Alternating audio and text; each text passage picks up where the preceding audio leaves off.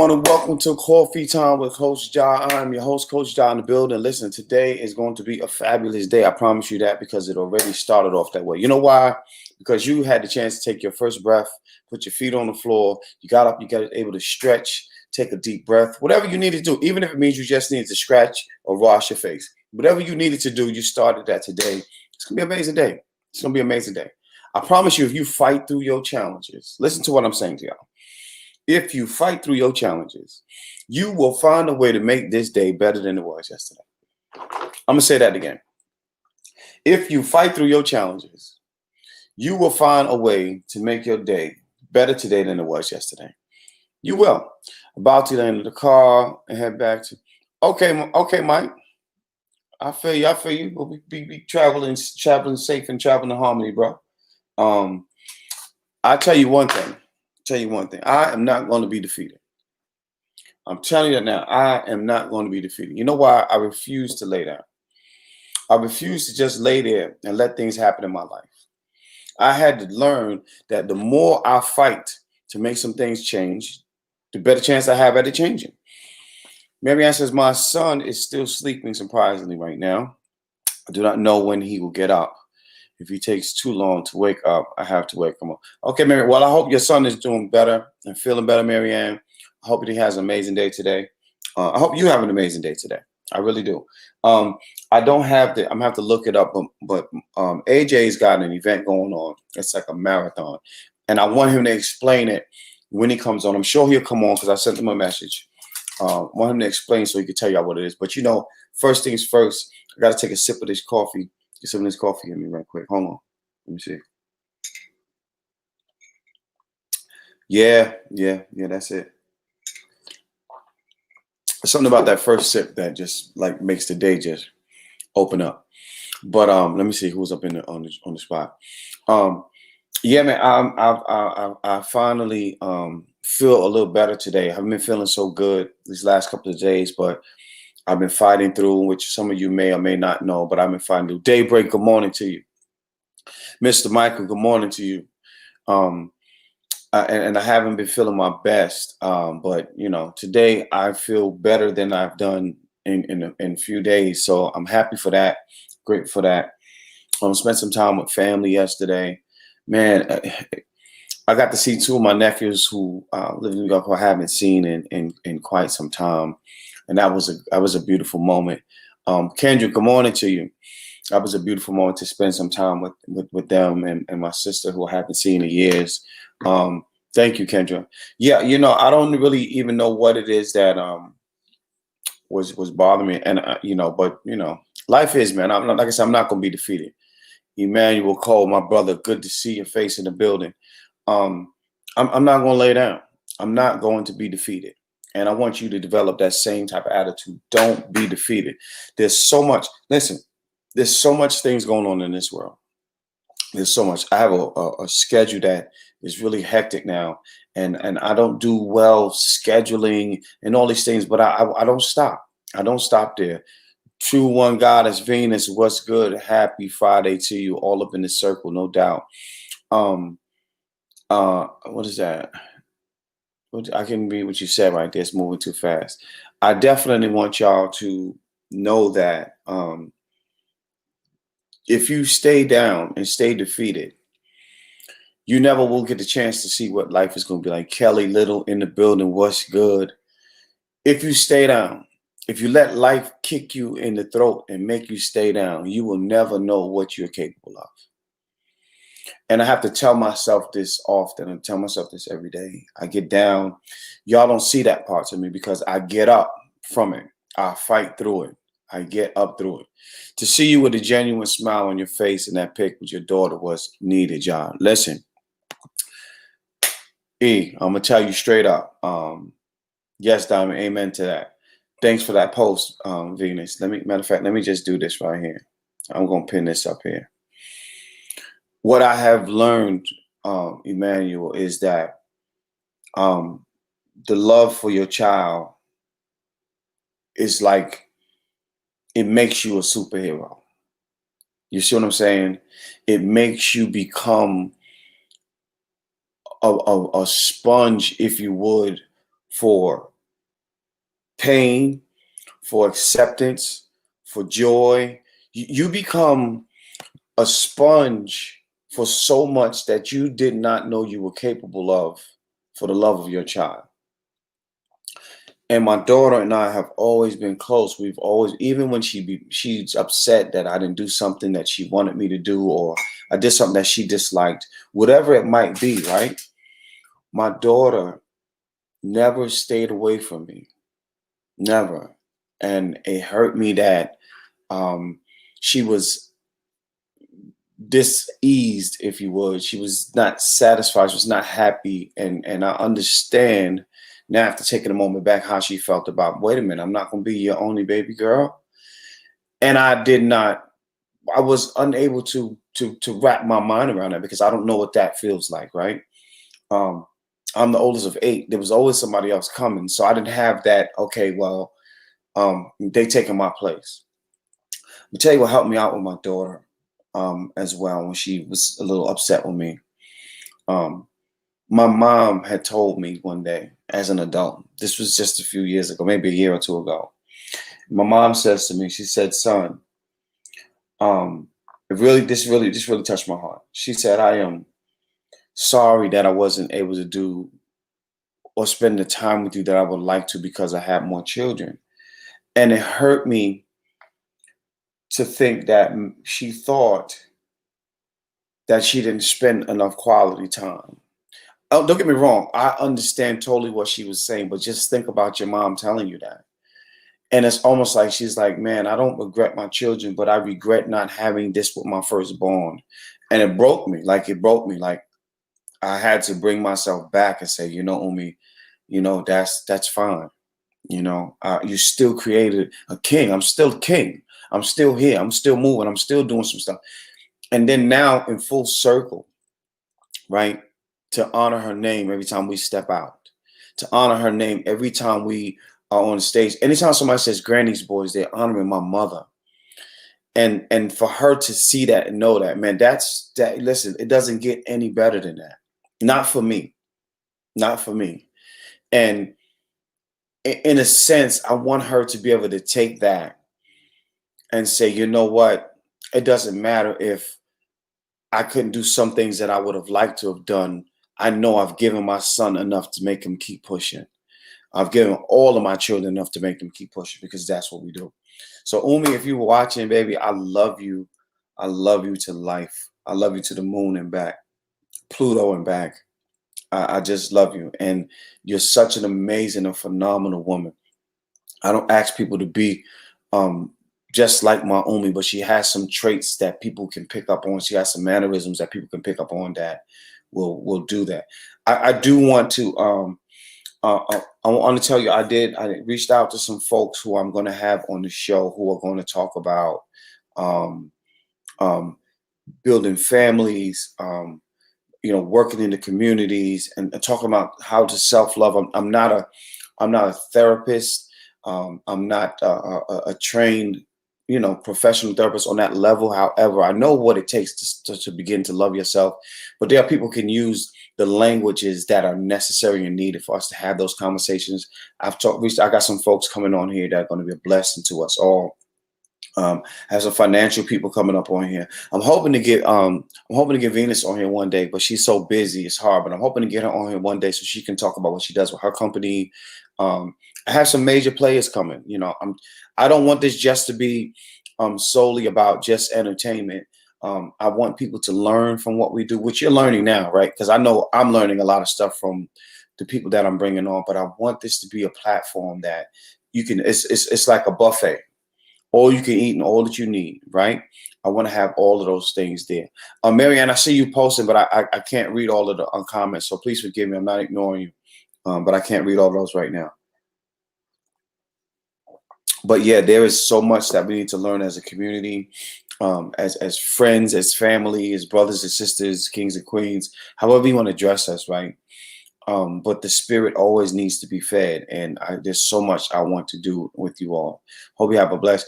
Thank you, Brittany Thomas. I'm not a big holiday celebrating person, but I respect everyone's desire and wants to celebrate the holidays. I do allow myself to spend time with family when I can during this time. But I thank you, and whichever way you're celebrating this time with your family and loved ones, I'm hoping that you're having the best and most amazing time doing so. Thank you so much for wishing the same for me. There is so much to be said. I'm really excited about today. I'm sleepy. I am sleepy. I feel like I didn't sleep enough, but I'm excited and I can't stay down.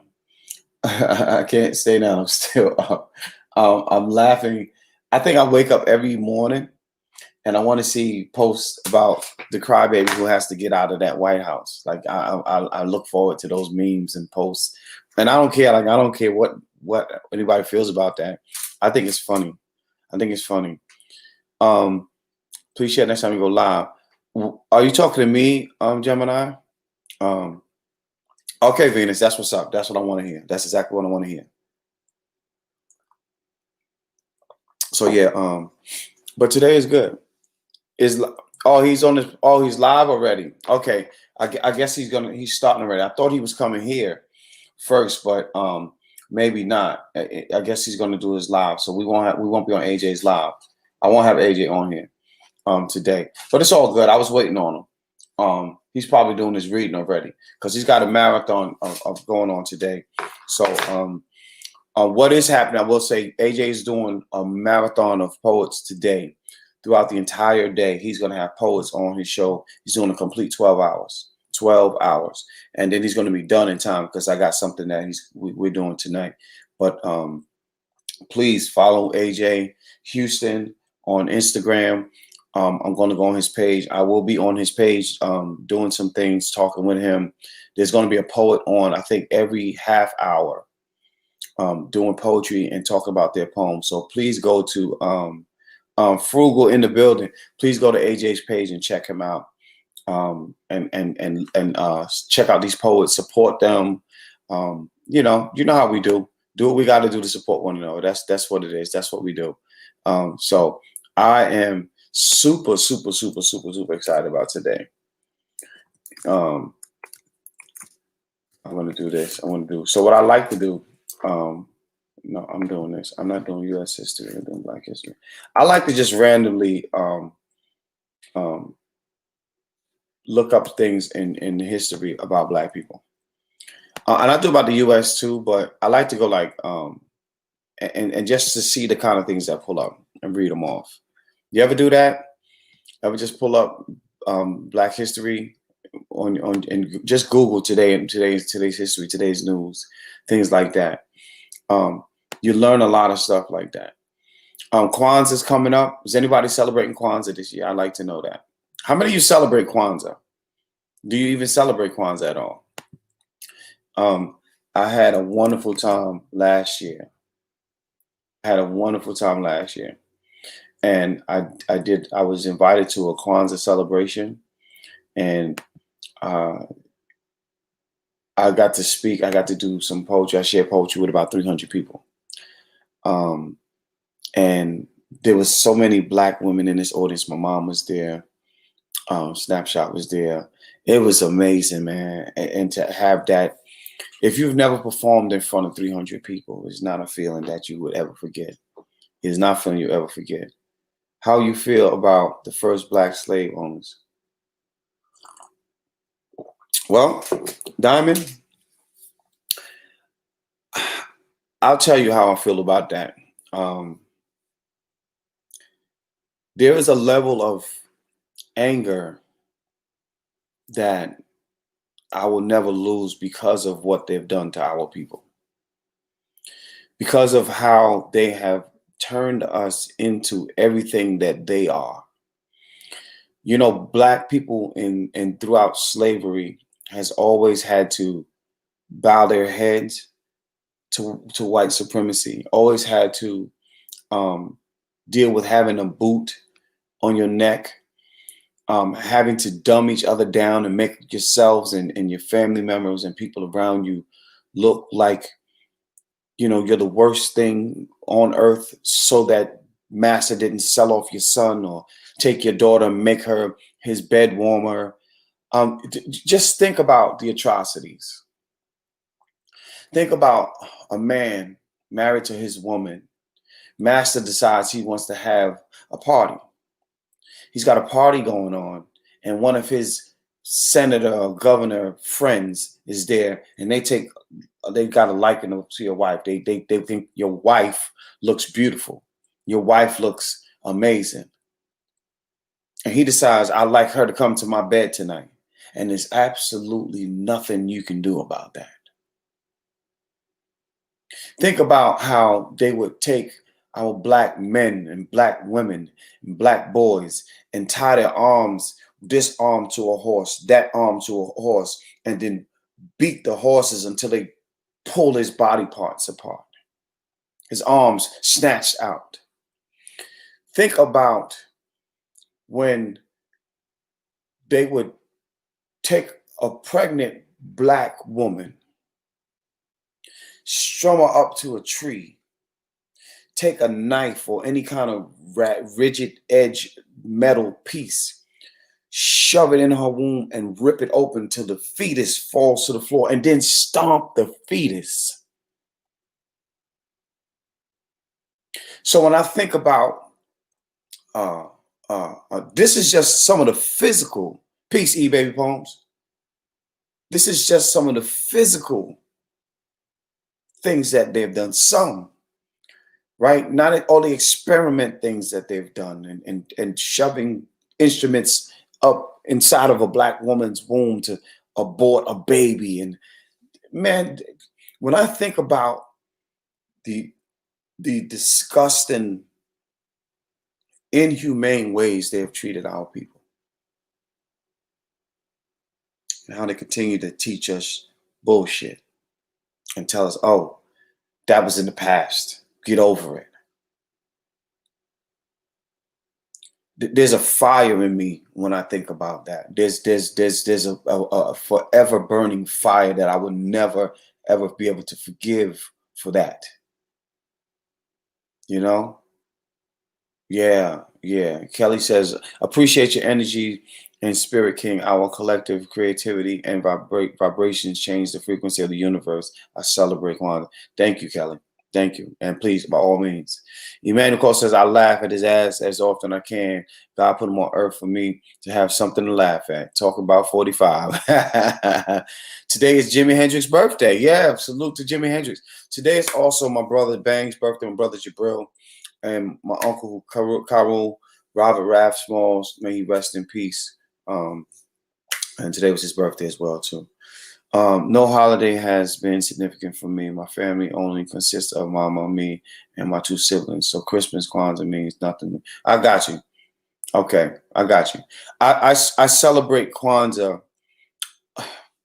Let me rephrase that, because I don't want to act like I have a Kwanzaa celebration, right? Because I don't. But what I will say is that I acknowledge Kwanzaa more than any other religion holiday that you're going to find. What I appreciate about Kwanzaa didn't come from a religious idea, and I like that. I like that they didn't put a religion behind it. Oh, you must be this, you must be that. I hate when people make a religion part of a tradition or part of a celebration when it's not that. I'm not going to get deep into that because I want people to celebrate their holidays the way they do. I don't want to get into that today. I don't want to make people feel uncomfortable or anything like that. So I definitely won't do that. But I have my reasons why I don't do a lot of these celebrations and things like that. And I'm not going to do that. I'm not going to do that. But I will say, I want people to make sure the time you're putting with your family is just about family and not about. Don't make it a tradition, or make it a tradition to do something with family that means much more than just being here. You know what I'm saying? Like whatever I don't tell you people what holidays they should go to or not. I don't tell them that. But I will say, make it more about what you can do with family and about family. Make it that, and not because it's a religious thing. Because when you really look at the beginning of some of these things and where they came from, you start studying, we know, Turkey Day, it was the day they tricked the Indians into whatever they did. Native Americans, Indians, however you want to call them. I don't know what name they prefer, but I don't think they was calling themselves Native Americans because this wasn't no damn America. But when they tricked them into things and fed them all of these foods and gave them smallpox with the blankets, when they did all of this stuff to them to actually harm them and then take their rituals away from them, tell them that it's illegal to use it, and then manufacture it and then sell it back to them, say, oh, it's okay, it's legal now. Imagine that. You're going to come to a place that I was born at. You're not even from here. All my traditions, you're going to take them away from me. Then mark them and brand them as illegal. And then manufacture them and then sell them back to me. Now it's legal. This is your government. This is the country in which you live in. This is what they've done, right? If you start looking at, I don't get into the whole physical conception of Jesus and all those things. I don't. History says a lot of things that makes it uneasy for me. Plus, if America says you should do it, most of the times you probably should not. If America is pushing this, it more likely is not good for you. But look at, I always tell people, listen, study where the Christmas tree came from and look at what the Christmas tree was and ornaments was in your Bible. And it make you think again about what that is symbolizing. But study some of that stuff that we don't study. We just get handed down these traditions. Remember, some of these things was beaten into us. Some of these things we had to do, and it became a tradition. We taught our family members. This was something that we had to do, and yeah, it's something. And the 4th of July is only important because it's my firstborn birthday. I think because my family is so small and close. Birthdays, right? Also, I'm not going to get into that. 4th of July is another very, very, very, very, very special moment to me. I think that we just need to spend time teaching ourselves better and educating ourselves better. We walk around with a computer all day long. This is a computer. This is not just a phone. This is a computer. And we rather look at Pornhub and instead of actually educating ourselves. You know, we'd rather do that. I used to be one of those guys who tell people that their religion is wrong and this is that and that is that and you shouldn't do this and you shouldn't do that. I used to be that. I lost a lot of friends, had a lot of arguments, and it ended up as nothing. And I'm gonna tell you what happened to me. I met a Muslim. No. Yeah, I met a Muslim imam, a devout Muslim imam, who was married to a Christian pastor. Hear what I'm saying? He's Muslim, she's Christian, happily married, right? Number one, I want to state that they are not from the United States of America. They were not born here in the U.S. That's number one. But the fact that they can not just coexist but be married and be happy, I thought was amazing. But what I had to realize was it's a respect of personal beliefs. And it totally went against what everybody said. Oh, you can't be married to, equally yoked. Well, what is equally yoked? We both human. We're human. And sometimes the rough one go with the sweet one, but they make the perfect union, right? You put sandpaper the paper isn't rough until you put the sand on it. And then it becomes a useful tool. Think about that. The paper on sandpaper is not rough until you put the sand, until you add the sand to the sandpaper. Now it's a useful tool. And wow, I just made that up just now. And that's just amazing that's how it works. I believe when your spirit is in line in the right time and you come up with things that is not me. Those are not my words, right? Like AJ say, you listen to the echo, God's echo when you hear me talking like that. I love when AJ say that. When you speak in truth, you are hearing God's echo. But when you look at how people gel and you're like, man, I don't know how so-and-so was with that one and they happy. Because what are we taught? First of all, we taught that in this country, we're taught that, you're supposed to be in love before you get married, which wasn't ever really the case for most people. Most people that love before they get married, their marriage break up any damn way. Most people, not all, but most people. If you talk to people who are 60, 65 and above that have been married, a lot of women that are 65 and above, if you talk to them, they will tell you that they was married to a man that they didn't even like. And we watch it on movies. We watch movies and we watch white people say it, but we won't believe it for ourselves.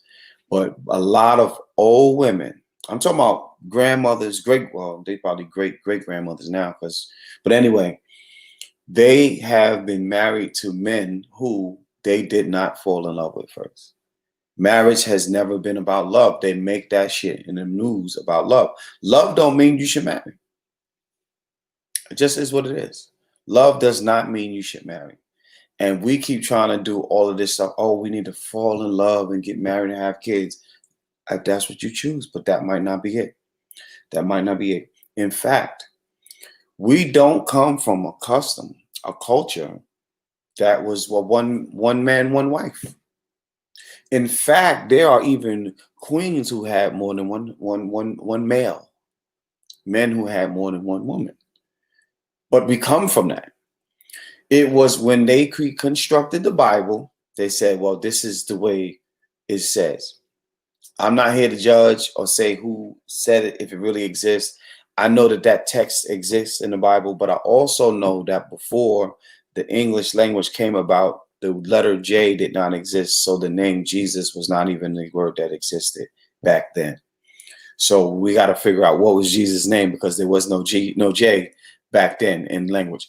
But again, I'm not here to disrupt anyone's beliefs. I just want to challenge people to really, really, really look at what you're studying. I'm not saying you shouldn't follow Jesus. I'm not saying that either. I'm not saying that. Because if Jesus Christ actually means the one crystallized in the oneness of a true God, then I can never tell you not to follow that, right? Or Christ meaning the crusher, just crushing the untruths to give you what God has given you. I can't tell you, I can't fight against that. I'm not going to. If Christ is going to get you where you need to be, I want you to run with Christ. That's just how I feel about it. If it's going to take you to where you need to be, I want you to run with Christ. If Muhammad, peace be upon him, is going to give you what you need to have, I want you to go with Muhammad.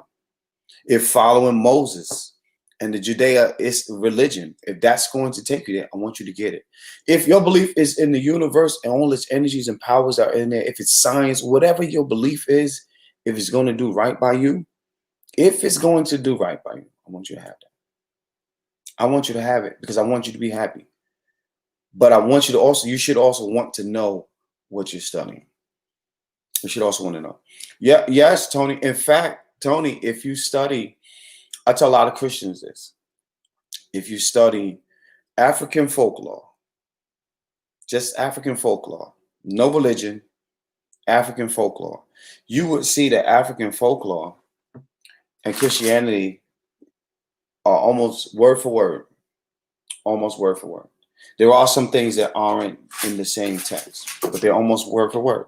In fact, even the physical conception of Jesus Christ was already written in African folklore before Christ was even, his conception was even there. That was actually written in African folklore. A lot of these things we don't know because we don't know what to look for. We don't know what to study. So I don't fault people that don't study. And it's scary, man. Like I had a buddy who said he refused to watch the Da Vinci Code because he's not going to sit here and believe that everything that he has learned since he was young was a lie and was false. But if you take the Da Vinci Code and just break down and I'm talking about just the movie. If you break down just the movie parts of it and you study it, it's going to make you look at some things. It's going to make you look at some things. It's going to make you look at some things. Jesus' divinity line, him being born mortal and divine in the next essence, like that whole thing, that was written a long time ago, you know. And then nobody tells us these things. right? We just sitting here believing what we've been passed down. But we got to remember, where did it come down from, right? I don't care to believe. Okay, let me rephrase that. Whether you believe you was here before slavery started, or you came through the slave trade, whichever way you believe it, you still wasn't Christian. Your ancestors were not Christians, because at that point in time they could not have been, not in this part of the world. And it's not an attack. It's not an attack. Please, I want to keep reminding people that it's not an attack. But I'm just saying history will tell us that they did not study those things here. Your people did not study those things here. My people did not study those things here. In fact, that was something that was brought here when they so-called discovered a place where all these people were already living. And the folks that they brought over did not come from a region that studied that. And so, okay, so let's even look at Mary Magdalene, right? In the scriptures that they took away with Mary Magdalene, Jesus called Mary Magdalene,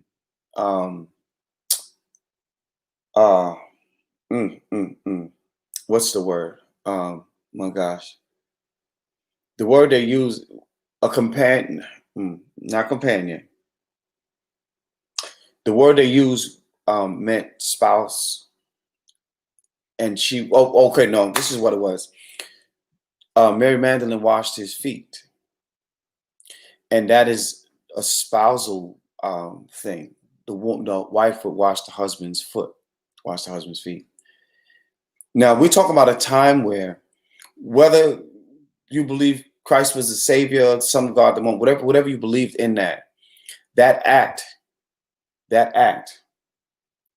particular act, and then the wording, Mary Magdalene washed his feet as a companion would, that act and that wording dictates a different kind of relationship as opposed to Lord and follower, because that would be considered almost to the level of fornication, almost, because you don't do that to a man that you're not married to. And people have not studied that. They have not looked at that. And that was a really, really, really special thing. Good conversation this morning. Thanks, Ramadan. We didn't look at that. And I think that was a major miss. That was a major miss. So I tell people all the time, take the Da Vinci Code movie and get a pen and a pad. Write down when they was doing the witch hunt. I forgot what they called that. All of those things, man, they did it. And if you think about the witch hunt, think about what's going on now, because people are returning to natural practices that they call witchcraft. They're returning to those natural practices. Everybody's burning sage. That is a practice that we did years, decades ago, hundreds of years ago. Using frankincense and all of these different fragrances we're using to heal ourselves when we have headaches and ailments. All of those things, we're going back to the natural. Here's what's the beautiful thing about that. COVID came in and forced everybody to do it. Tiffany, what's good? COVID came in and forced you to go back to what we were born and raised on, what our family came from. I got you, Tiffany. Some people don't burn sage. Some people don't burn sage, and you can't burn a whole lot of it. It's, you got to know what you're doing burning sage. You can't just burn a whole bunch of sage. It's a very strong scent, but the idea behind it, what it's supposed to do, what it wards off, and things like that. But COVID forced us to go back because the man-made stuff we couldn't use, we didn't have access to. And then we didn't want it. We wanted something different. We want something different. That's the beautiful thing about the children and the youth are so far away from what the elders taught. Because elders taught, oh no, just pray for your enemy. I'm sorry. I'm never going to be a believer in praying for my enemy. In fact, how do you war against somebody you're praying for? And if they're at war against you, even if you're not fighting back and you're praying for them, are you not praying for your own demise? And I want people to start using a little more common sense with things. I don't knock religions. I understand they say the vengeance is not yours, but it's with the Lord. But guess what? I got a poem that said the same thing to Mike Brown. Vengeance is not his, but it's with the Lord. But guess what Mike Brown is? He's with his Lord right now. I wish he could have had a chance to avenge his own death. Maybe he would not have died. We have to make sense of what we're doing and know why we're doing it. There was a time, here's one thing that people didn't know. In Islam, if you're at war, you cannot war during prayer time. It is against the faith to war when it's time to pray. In the middle of a war, you have to spend your time making salat, making prayer. That is mandatory. Think about that. Think about that. And think about that when you see like governments and when you look at the United States bombing Muslim communities. You know what I'm saying? Think about it. It was Emmanuel. It was the story y'all shared about slavery. That was all. And if we want to get farm roots, right, Emmanuel. And so we don't understand. Right, we're going back to the natural remedies. Who's that? Half four Jones. We're going back to natural remedies because here's what's happening. Natural remedies can actually cure you, right? But it's a longer sustaining thing. The reason why natural remedies are taking longer to take hold on a lot of people is because they've been using the wrong stuff for so long. If you are on a prescription drug for a long time, your system is beaten. When you take things that the body naturally produces, the body stops producing them.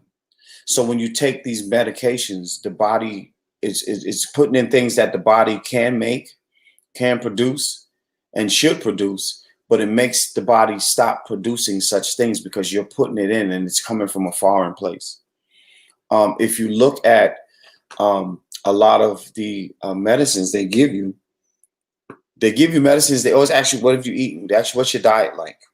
All your stuff has coloring. We think stuff is colored for, because it looks pretty. Colors are used to symbolize what it is. And doctors know, okay, you've been eating Doritos, you've been eating this and that and that. They know now, okay, this is a red color line of this, that, and the other thing. We know what you got. Okay, here you go. Boom, take this. If you notice when you go to the doctor, they tell you everything's viral now.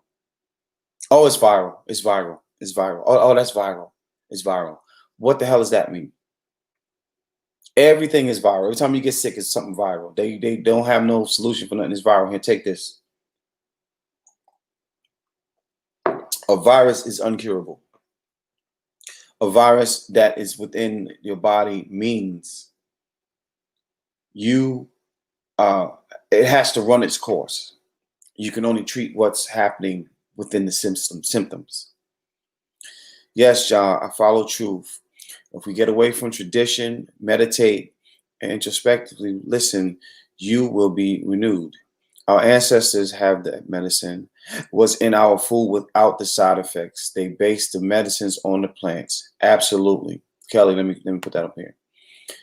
What happens is they figure out when you got this situation, the plant gives you this plant gives you that, this seed gives you that. They put all of those stuff, they extract it from there and put it into a pill that they can make money from. It's not to heal you. They put it in a pill so they can make money from it. They don't give you the pill for free. Oh, you got to buy it. And medicine is expensive as hell. In fact, medicine is more expensive than getting the natural shit you need. In fact, if you put in the right things in, if something happens to take hold, you already have the things you need within your system to help already fight against the things that are coming on. But our systems are weak because we've been eating the wrong stuff. We've been taking on all this medication that ain't no good for us. We've been hurting our systems. I don't take medicine. Anybody who knows me, I don't take medicine. I don't take medicine. I don't take pain medication. If I'm taking medicine, I absolutely have to, and I don't know any other way. But I'm probably went too far without whatever I needed if I'm taking medicine.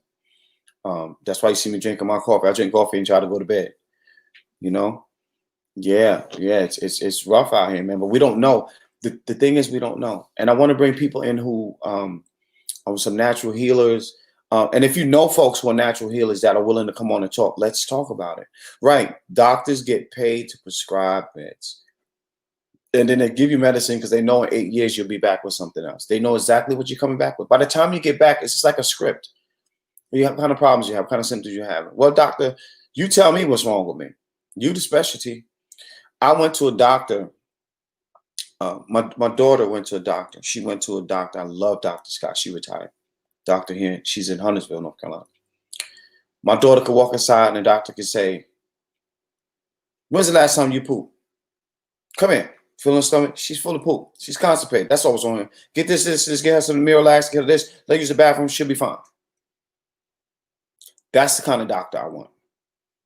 That's the kind of doctor that can basically look at you and be like, okay, cool. When I went to, I used this one doctor, and this one doctor, she was kind of rough around the edges. Her bedside manners were, I mean, she was just direct, right? She ain't sugarcoating shit. She was just direct.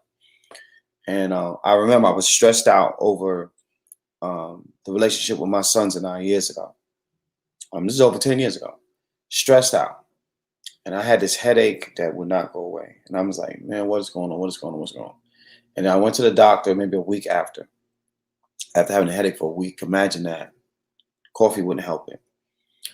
And I walked out the doctor, and Dr. Scott, not Dr. Scott, I forgot her name. She says to me, oh my God, what is that? What are you doing with shingles? You're too young to have shingles. I'm like, first of all, what the hell is a shingle?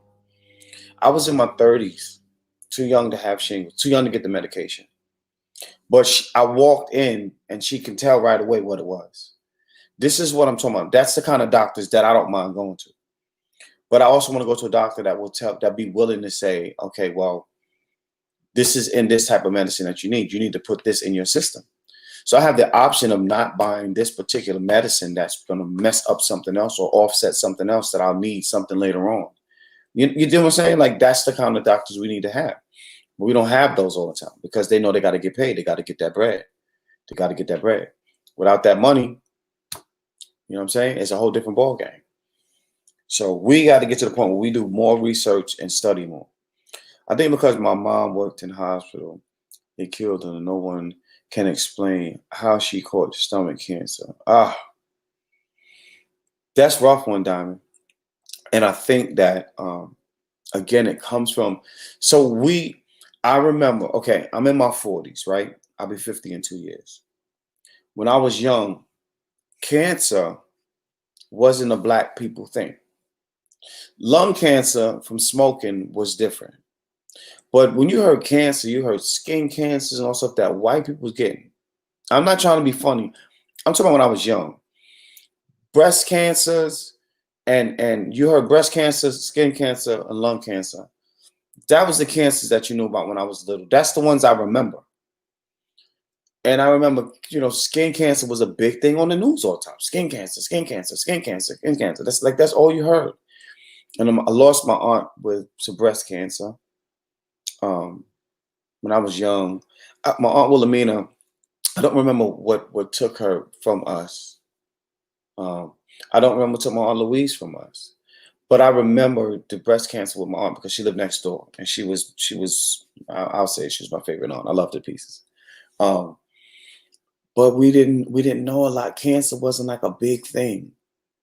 And then they started with all of these new drugs and new production of foods and enhancing this and making chickens bigger and cows reproducing faster. And they started making all of these foods so fast, and it just jumped, it threw everything off. And then cancer just went running rapid. Like, you can see people having cancer so fast.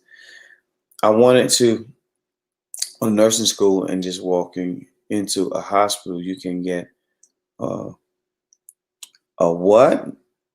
I don't know how to say that word, some type of infection. I do remember what another thing that got me while going into a hospital is staph infections. I didn't realize I didn't know what a staph infection was until somebody I knew had gotten a staph infection. And the staph infection is horrible. And then I know someone who has who had a flesh-eating disease. And just to hear about that, imagine a flesh-eating disease that they can't do anything for. It's just eating away at your flesh. I'm like, where does this stuff come from? Here's one thing I want to say. You have to be an evil evil person to sit in a lab and create a virus that can kill people. So you look at, okay, this for all you that love scripture, right? You didn't have no cancer in scripture. Nobody died from cancer in scripture. Nobody died from the flu and all of these freaking viruses and shit. People didn't die from it. Why are we dying from it at the score of it? And then think about the type of person you have to be to sit in a laboratory and create a virus, a coronavirus and HIV/AIDS, to create that shit, man. You have to be, these are some evil people, man. Evil people.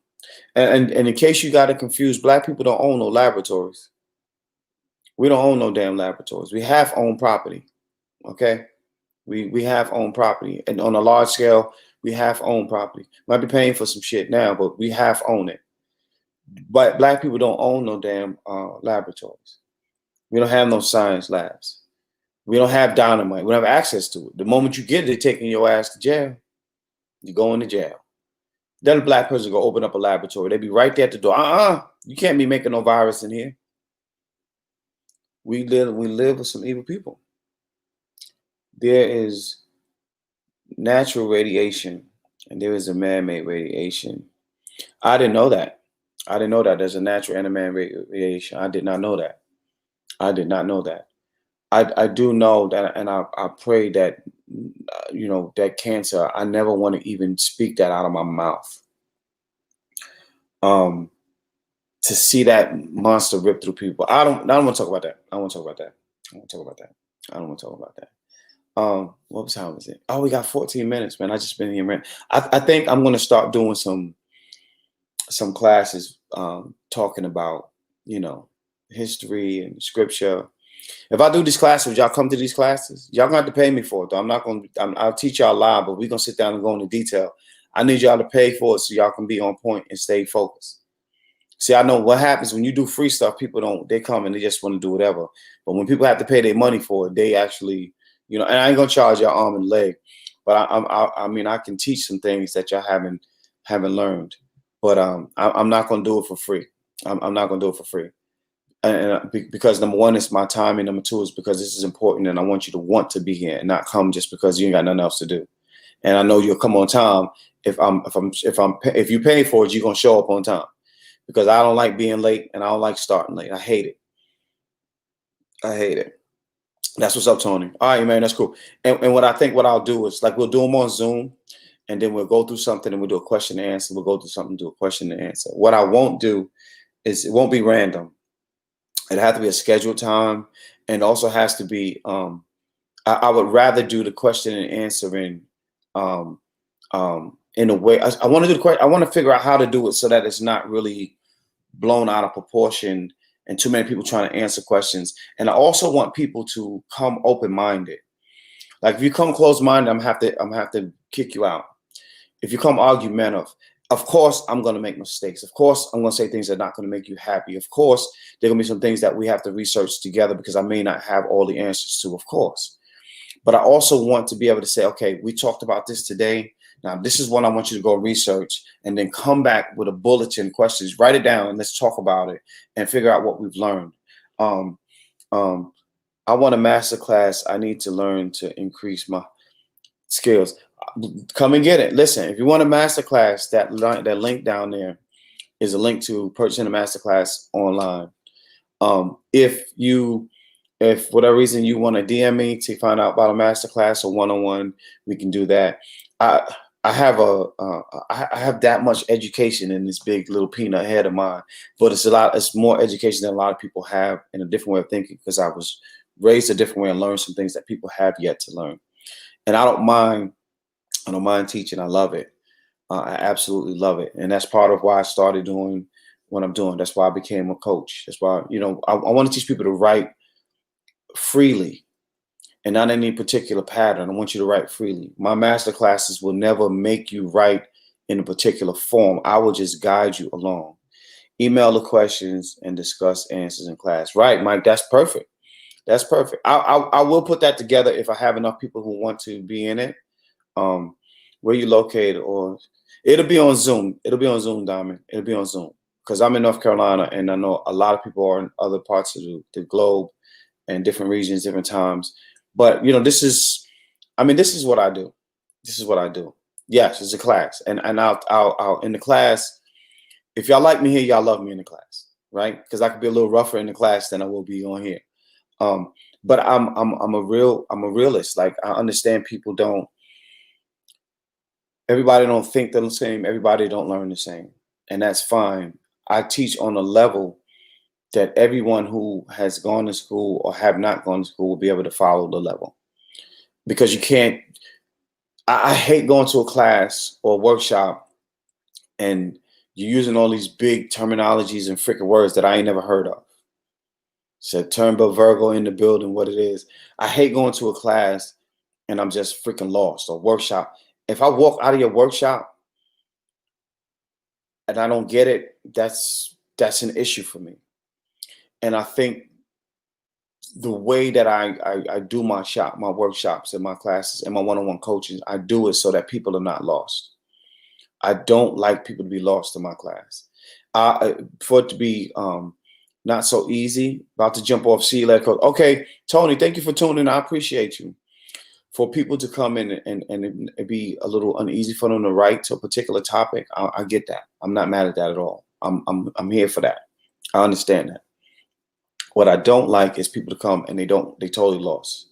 I would love to learn something from you. Awesome sauce. Bet. So Diamond, stick around, stick with me. Y'all send me, if y'all really interested, let me know. And we can discuss and we'll pick topics and we'll go on and talk about it. I will also be able to send you documentaries to look at and get information from and bring it back. We could talk and discuss it and do more research. I think the first one should be we should actually everybody watch the Da Vinci Code and take notes and have a discussion from that, and then we can pick things from within that we can talk about. And the reason why I picked Da Vinci Code is because of the real stuff that's in it. Wellness class going back to now. We can have those classes too. I will bring in instructors for that. Like, I would have to pay them to come, so y'all would have to pay for them classes because they're not gonna come and do their teaching for free. But I will be willing to do that. What I am going to do for free is have those people come on my show. I'm going to have financial advisors come on my show, and on those to give you education that they can about things we don't know. Because I want us to start thinking about wealth, and I want y'all to start thinking about how in the world we can create more community. More community. I'll be telling us all the time, man, we need to do community watch programs.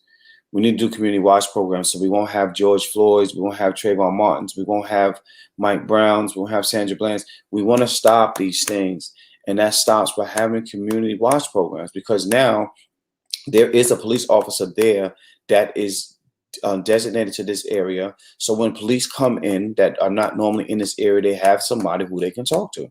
They have, okay, listen, you're going to go down Fifth Avenue. When you get on Fifth Avenue, there's going to be a young guy that's over there. He's okay. When you go past there, it might be a little trouble there, but those guys, you can just talk to them and they'll act this way. And then if you go to the corner, when you get right there, you're going to see this abandoned car, some people sitting inside. They're just hanging out. Those kids be there all the time. It's okay. These kids are going to be riding up the street. That's the shit we need to do. That's the conversations we need to have.